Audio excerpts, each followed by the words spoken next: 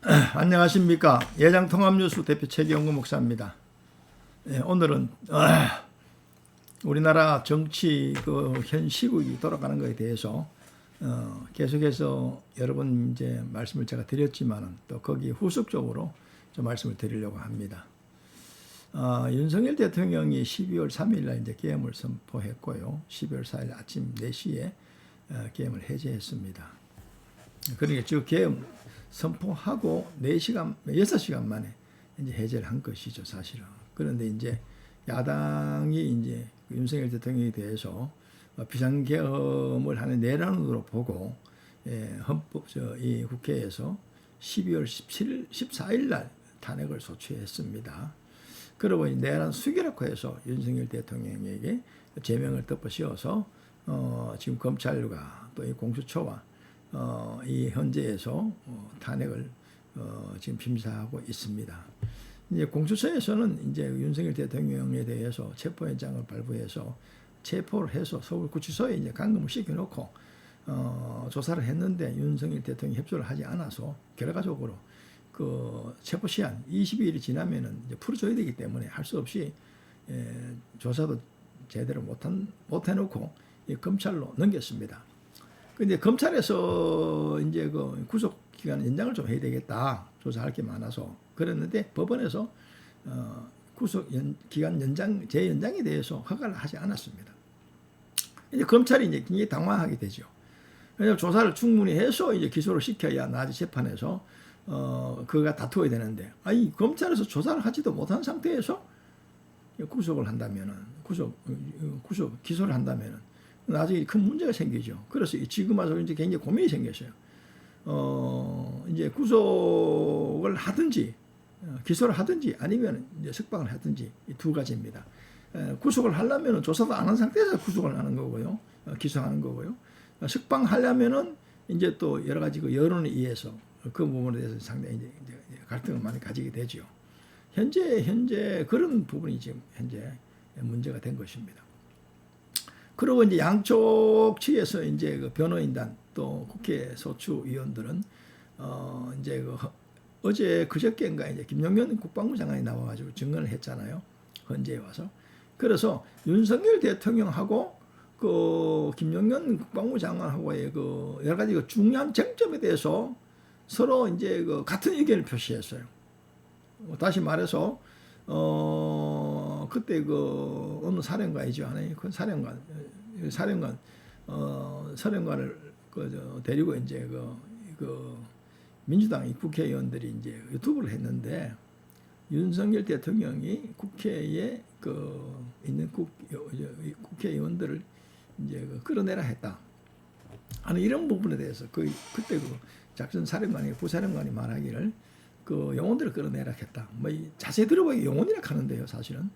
그런데 김병준가요? 민주당 국회의원이 그 의원을 끌어내라고 했죠. 이렇게 또 내라고 대답했어요.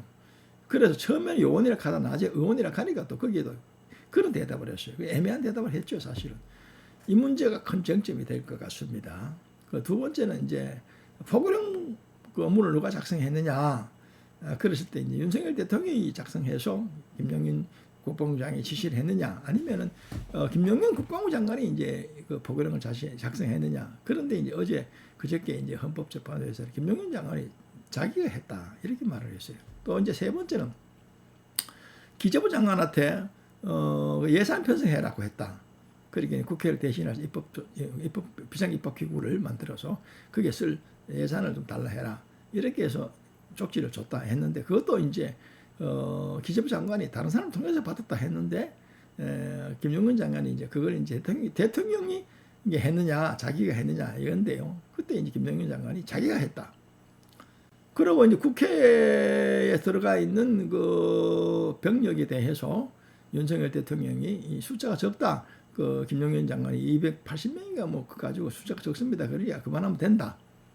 이렇게 했다는 거예요. 그래서 상당한 큰 쟁점이 이번에 정리가 됐는데, 김용현 그 장관이 말이 윤석열 그 대통령이 내란 수계에 대해서 상당히 그 혐의에 대해서 부담을 주는 그런 부분에 대해서 상당히 어떤 상쇄하는 효과가 있었지 않느냐, 뭐 이렇게 보고 있어요.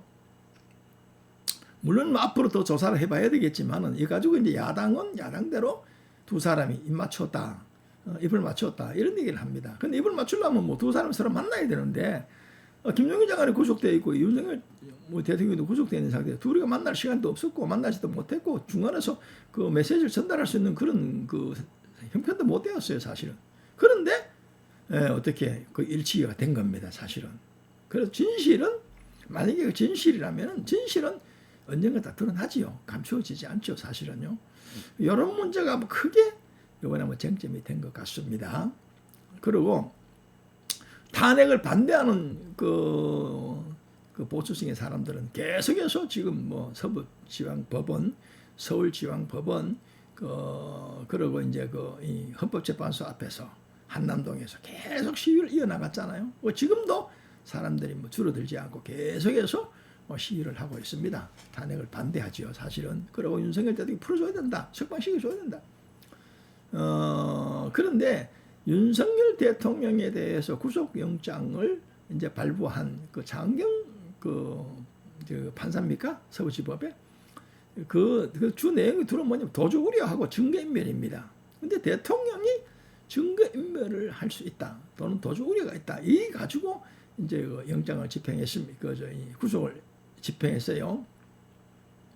그런데 그 대통령이 무슨 구속을 도주하고 또 증거인멸을 하느냐? 그렇게 해서 이거는 바로 석방시켜줘야 되는데 구속영장을 발부한 것에 대해서 장경 그 판사도 상당히 비방을 많이 받고 있습니다. 사실은요. 그런데 이 모든 그 이번에 헌법재판소에서 이제 그 4번인가 5번인가 지금 진행해 봤잖아요. 심리 준비하고 여러 가지 심리하고 준비를 했는데 많은 사람들이 보기를 상당히 편파적이다. 사법부가 편향성이 너무 크다. 공정치하지 못하다. 이 부분을 가지고 굉장히 지금 문제를 삼고 있어요.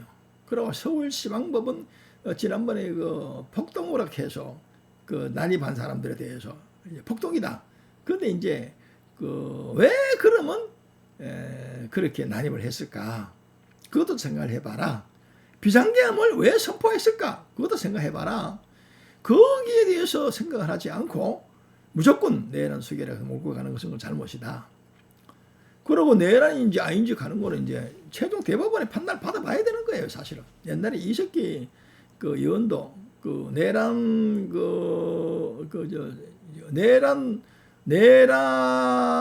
그 어떤 그 미수자인가요? 그렇게 해서 이제 조사를 해가지고 결과가 나중에 이제 통일당이 해산되고 국회의원도 이제 떨어지게 되고 무효화가 되고 감방도 오래 살다 나왔잖아요. 그러니 그게는 그거 걸리는 시간이 내가 알기로는 400 며칠 뭐 상당한 시간을 빚진 걸 알고 있어요. 그런데 한나라 대통령을 파면하는데 이게 불과 뭐 2-3달 만에 한다. 이 상당히 모순이 있는 거예요. 국회의원도 무슨 범죄가 있으면 국회 동의를 받아야 되는 거예요. 그래야 체포할 수 있는 겁니다. 이런 상당히 모순적인 것이 지금 현재 우리나라 현실입니다. 지금. 그리고 이 정치권, 이 사법기관, 경찰 이런 데서는 계속해서 민주당, 거대 야당의 눈치만 자꾸 보고 있는 거예요, 사실은. 그래서 국민 여론은 국힘 지지가 높아지게 되고요. 역전됐다 그러죠. 윤석열 대통령 지지율도 굉장히 높아지고 있어요. 자, 그러니 이건 뭐 야당이 주장한 대로 하면은 뭐 신속하게 빨리빨리 진행을 시켜야 되고 또 이 여당과 또 국민들의 여론으로 봤을 때는 뭐 이렇게 하면 안 되고 이 양자 사이에서 상당히 지금 고민을 많이 하고 있다. 이렇게 저는 보고 있습니다. 저 입장은 그래요. 뭐 솔직히 윤석열 대통령이 내가 알지도 못하고 또 만나지도 않았었는데 어쨌든 나라의 안정이 중요하다. 그러고 한번 대통령을 세웠으면 큰 하자가 없으면 임기까지 가야 된다 하는 그런 생각이고요. 또 윤석열 대통령은 또 기독교에 대해서 좀 우호적입니다. 교회에 대해서요. 그리고 지금 뭐 김진영 목사를 통해서 성경책이 구주소에 이제 들어갔는데 아마 윤석열 대통령이 그 성경책을 지금 많이 본다 이렇게 지금 소문이 났어요. 그래서 왜 민주당은 또 과거에 뭐 교회 폐쇄법이라든지 또 코로나 당시에도 현장 예배를 못 드리게 했잖아요. 뭐 이런 여러 가지들이 겹쳐서 지금 교회 한국 교회 입장에서도 그 민주당에 대해서 우호적이지 않습니다. 철저히 말해서요. 그 윤석열 대통령이 더 우호적이죠, 사실은. 그 대다수가 많은 그 목회자들은 윤석열 대통령이 석방돼야 된다, 탄핵을 모여돼야 된다, 민주당이 정권을 주면 안 된다, 막 이러한 생각을 하는 것 같습니다. 그래서 오늘 토요일 오후 2시에 세이브 코리아에서 국회의사당 앞에서 그 국회의사당역 2번 출구에 나와가지고 거기서 지난주에 이어서 두 번째로 거기서 이제 집회를 합니다. 그때도 뭐 많이 모여 있었죠. 오늘도 아마 더 많이 모일 것 같습니다. 그러고 이제 그 행공무원 역사 강의하는 그 전한길 그 강사가 이제 선거관리위원회를 비판했는데 그 부분 때문에 민주파출소에서 이제 고발을 한다, 구글에서 고발한다, 뭐 이래가지고 상당히 지금 문제가 돼 있잖아요. 그런데 그날 전한길 씨, 선거관리위원회 전한길 씨에게 해명하겠다 전화가 왔는데 그 전한길 씨가 이제 쭉 들어보니까 뭐 그저 전화나 했으면 됐다, 만나자 하는 건 안 만났다는 거예요, 사실은요. 그러고 전한길 씨 입장에서는 또 자료를 가지고 자기는 또 이런 의문이 있다, 의심이 있다. 중요한 건 감사도 안 받고 또 이 국정원의 조사도 안 받고 거부하고 이래서 의심을 샀다는 거예요. 뭐 사실 부정선거가 사실인지 아닌지 그건 모르겠습니다. 그러나 오늘 그래서 전한길 씨가 화가 났는가 봐. 그래서 세이브 코리아에 강사가 나오겠다. 그래서 뭐 여의도에서 그 전한길 씨가 온다고 해서 많은 사람들이 모일 것 같습니다. 그러고도 그 시간에 또 광화문에서 집회를 또 하잖아요. 그래서 전부 다 광화문 집회나 세이브 코리아에서 주관해야 하는 그 여의도 집회나 거의 비슷하게 상당히 그 내용은 똑같습니다. 윤석열 대통령 탄핵은 무효다. 그 주장하는 그런 측입니다, 사실은요. 자, 그래서 점점 가면 갈수록 이 보수층의 사람들이 나라와 민족을 위해서 국가 안정을 위해서 윤석열 대통령이 돌아와야 된다. 이런 쪽으로 많이 지금 줄 선 것 같습니다. 예, 감사합니다. 예장통합뉴스 대표 최경구 목사입니다. 예, 감사합니다.